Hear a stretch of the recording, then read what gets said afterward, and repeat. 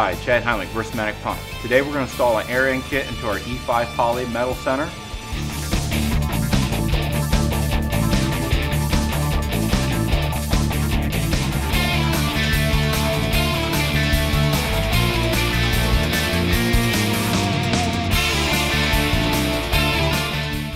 Out front we have genuine Versamatic parts in the form of air-in kit and wet-end kit.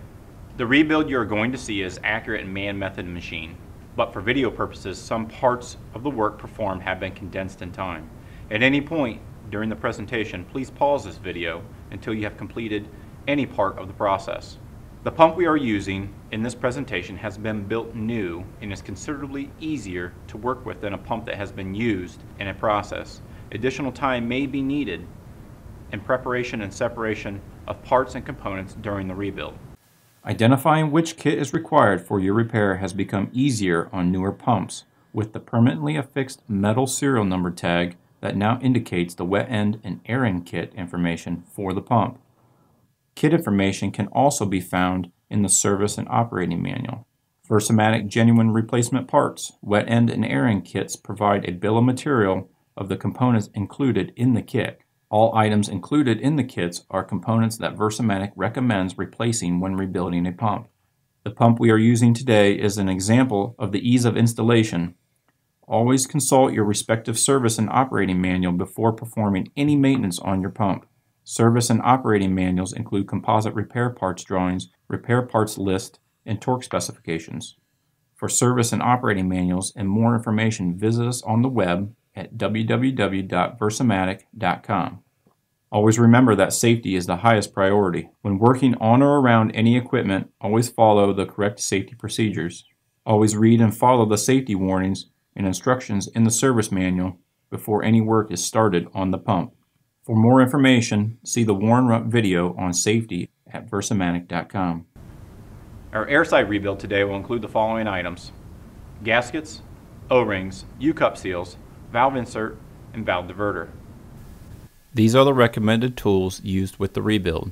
While the sizes may change based on the model, the type will remain the same. Torque wrench, ratchet, small slotted screwdriver, O-ring pick, snap ring pliers, sockets and or wrenches, 7/16 inch, 1/2 inch, 3/4 inch, 5/32 inch socket head Allen wrench. Let's get started. For video purposes, we're going to use a 3/8 drive impact gun. We're going to start off by removing the discharge manifold.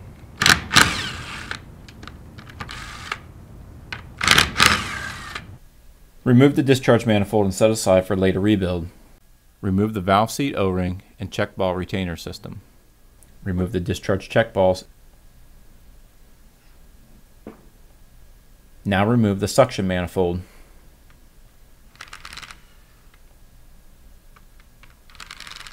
Set the suction manifold aside for later rebuild. Remove the valve seat O-ring and check ball retainer system.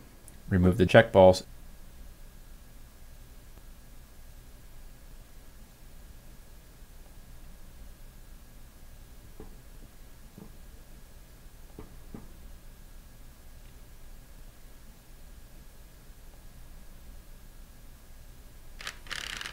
Now remove one outer chamber. Set this outer chamber aside for later reassembly. Now remove the opposite outer chamber and set aside for later reassembly.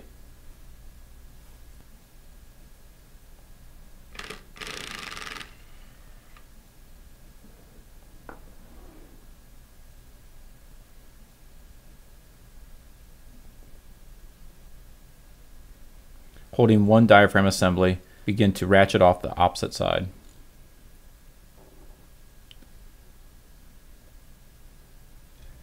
Set aside the inner plate and outer plate and diaphragm.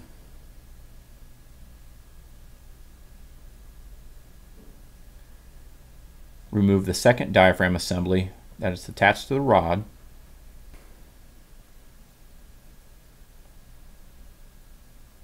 Go ahead and remove the shaft retainer plates. Set aside the shaft retainer plate for later rebuild. Remove the pilot spool bumper O-ring and discard.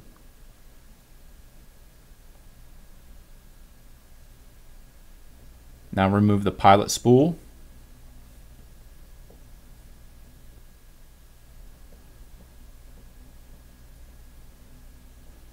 Now remove the shaft retainer plate, set aside for later reassembly.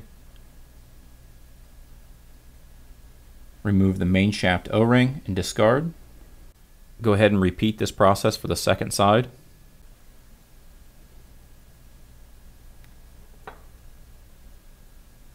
Remove the pilot shaft sleeve and set aside.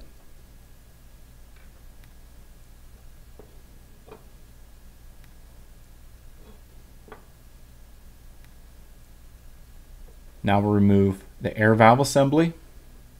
Once the air valve assembly has been removed, set aside for later rebuild.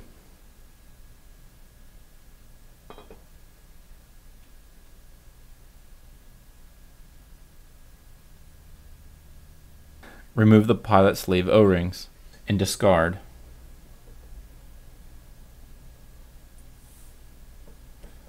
Once you have removed all pilot sleeve O-rings, inspect the pilot sleeve for any wear and replace as needed.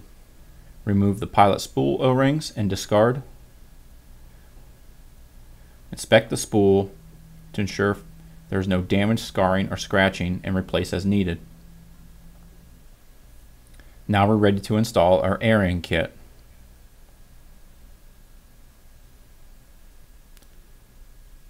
Install the new pilot sleeve O-rings into the accepted O-ring grooves. Be sure not to block any porting. Once the pilot sleeve O-rings have been installed, we'll apply grease to all the pilot sleeve O-rings to ensure we do not scar, nick, or damage any of the pilot sleeve O-rings during installation. Install the pilot spool O-rings into the pilot spool O-ring grooves. Start at one end and work your way down, leaving off one bumper O-ring.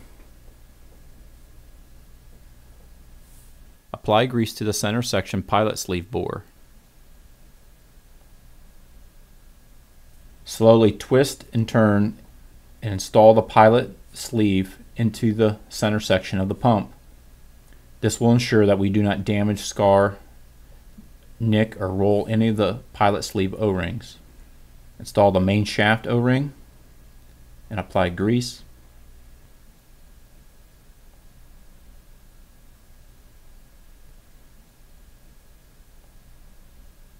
Once we install our main shaft O-ring, we can now install our main shaft retainer plate.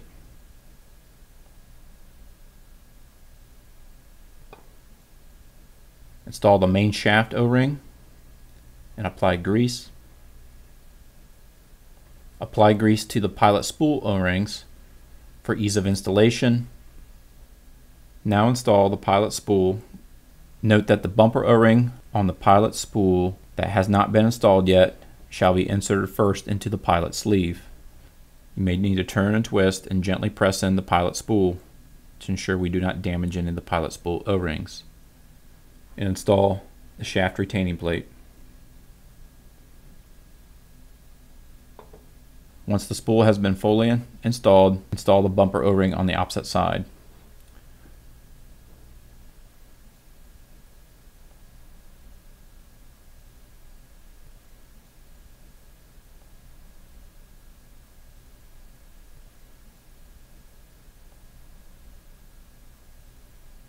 Now we're going to rebuild our air valve assembly. Remove the air valve end cap retainers from the bottom of the air valve. This will allow us to remove the end caps. Retain the end cap retainers for later rebuild.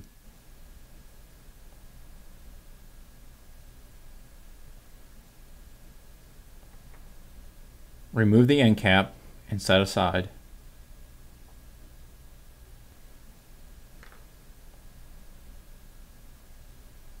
Push the spool from the center out one end.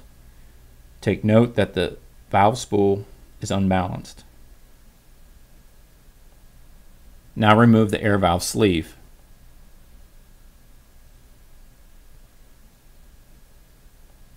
Once the air valve sleeve has been removed, remove the old O-rings and discard. Install the new O-rings into the O-ring grooves designated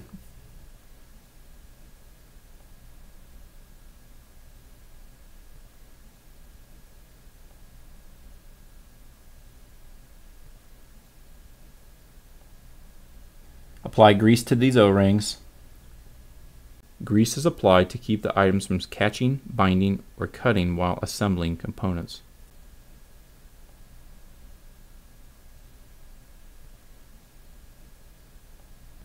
Insert the sleeve into the air valve body.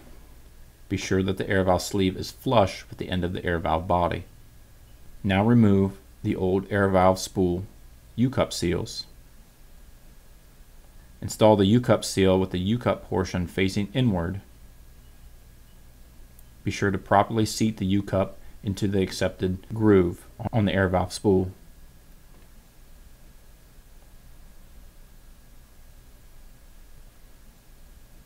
Once the U-cups have been installed on the air valve spool, apply grease to the U-cup. This will ensure there is no damage to the U-cups and for operating purposes.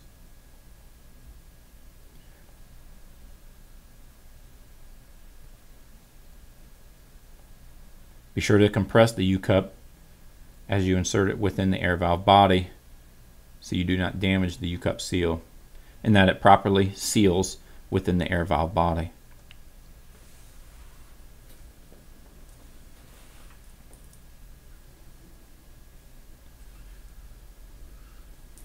Remove the old O-ring from the end cap and discard. Install the new O-ring on the end cap to the accepted O-ring groove. Apply grease to the O-ring to ensure we do not damage the O-ring during installation. If the end cap goes in too far, use the spool to push it back to set it. Be sure the end cap is flush with the air valve body. Alignment of the end cap is vital to the reinstallation of the air valve end cap retainers.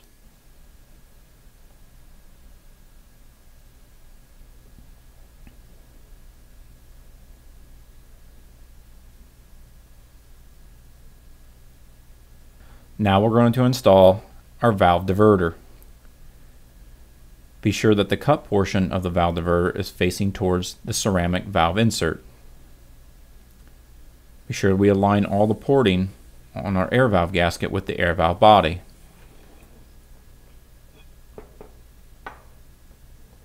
Now we're ready to install our air valve body. Ensure the proper orientation of the air valve assembly. The air inlet faces away from the air exhaust. Be sure you align all porting and bolt holes to the center section of the pump. Be sure to follow manufacturer's torque specs for the air valve assembly. These torque specs are listed within the service manual. Apply grease to the main shaft and to the main shaft O-ring to ensure we do not damage the main shaft O-ring. Insert the rod and properly seat the outer bead of the diaphragm into the accepted groove of the intermediate. For the second side, install the outer plate towards the wet side of the diaphragm. In this case, it's natural bulge out. Install the radius of the inner plate towards the air side of the diaphragm. Be sure to torque the opposite diaphragm assembly. Be sure that the outer bead of the diaphragm seats properly into the accepted groove in the intermediate of the pump.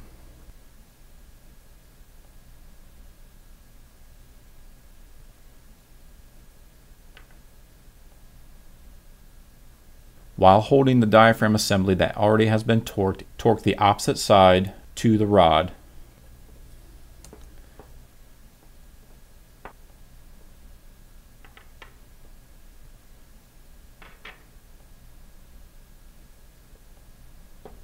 Inspect the outer chamber for casting integrity. Inspect the machine surfaces and radius of the chamber for damage or material buildup.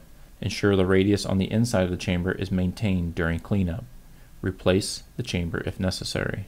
Chamber orientation requires the discharge side of the chamber to be installed in the same direction as the air valve face on the center block.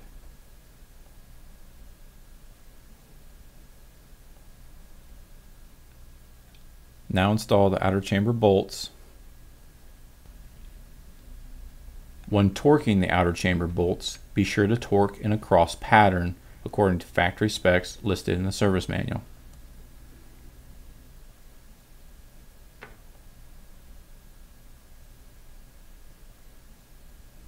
Now we're ready to install our opposite outer chamber. Go ahead and repeat this process for the second side. This Versamatic pump includes a check ball retainer system that incorporates a ball cage, check ball, and valve seat. On the suction side, insert the check ball into the valve seat, install a ball cage, and insert the ball cage retainer assembly with the valve seat facing towards the suction manifold. The ball cage will face down into the chamber. Then install the valve seat O-ring.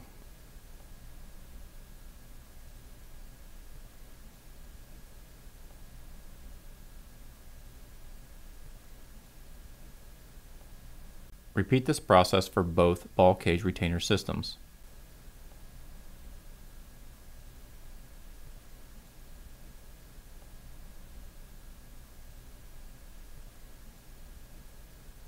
Orientation of the manifold is based on process requirements and may be reinstalled in either direction.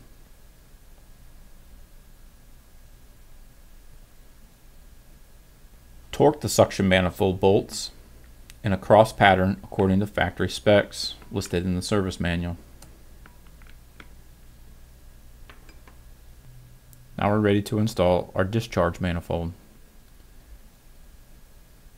Insert the check ball into the valve seat, install a ball cage, and insert the ball check retainer system with the ball cage facing towards the discharge manifold. The valve seat will face down into the water chamber. Now insert the valve seat O-ring. Repeat this process for both ball cage retainer systems.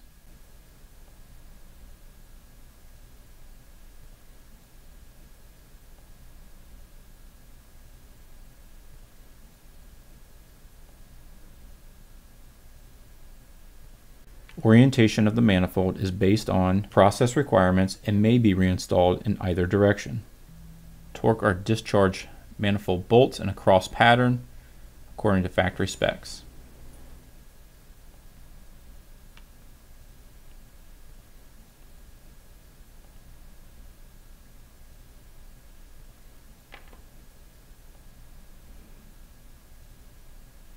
This concludes our airside repair video for an E5 poly metal center pump. When doing a complete rebuild, also see our wet side repair video. For additional information, find us on the web at versamatic.com or contact after sales support at service.versamatic@idescorp.com. Thank you.